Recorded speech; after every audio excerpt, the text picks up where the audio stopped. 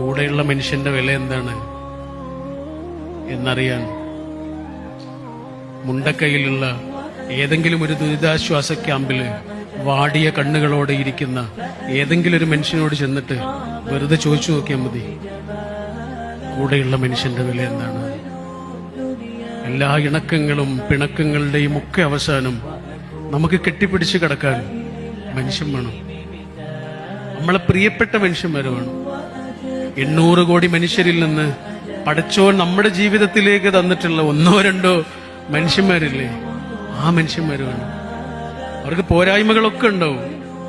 ആ പോരായ്മകളോടെ അവരെ സ്വീകരിക്കാൻ കഴിയുന്ന അത്ര നമ്മുടെ മനസ്സ് വലുതാകുക എന്നുള്ളതാണ് ബന്ധങ്ങൾക്ക് കൊടുക്കുന്ന വില. ഖുർആൻ പറഞ്ഞത് നമുക്കിപ്പൊ എന്താണോ നമ്മുടെ കയ്യിലുള്ളത്, ഇപ്പൊ നമ്മുടെ കയ്യിലുള്ളത് ഒരു കാലത്ത് നമ്മൾ പ്രാർത്ഥിച്ചതാണ്, ഒരു കാലത്ത് പ്രാർത്ഥിച്ച സാധനമാണ് ഇപ്പൊ കയ്യിലുള്ളത്.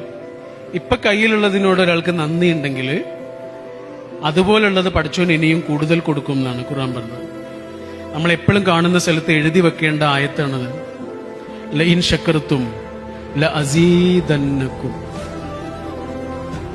ഫുൾ A+ നേടിയ മാർക്ക് ലിസ്റ്റുമായി നിൽക്കുന്ന കുട്ടിയോട് പറഞ്ഞു കൊടുക്കണം, ലഇൻ ശക്കർത്തും ലഅസീദന്നകും. ബിസിനസ്സിൽ വമ്പൻ വിജയങ്ങളുമായി നമുക്ക് ചെലവ് തരാനിരിക്കുന്ന നമ്മുടെ സുഹൃത്തിന്റെ ചെവിയിൽ പറഞ്ഞു കൊടുക്കണം, ലഇൻ ശക്കർത്തും ലഅസീദന്നകും.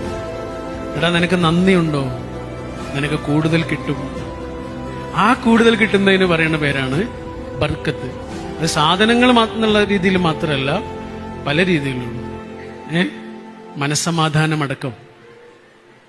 ബർക്കത്തിന് അങ്ങനെ കൂടി അർത്ഥമുണ്ട്, മനസ്സമാധാനമുണ്ട്.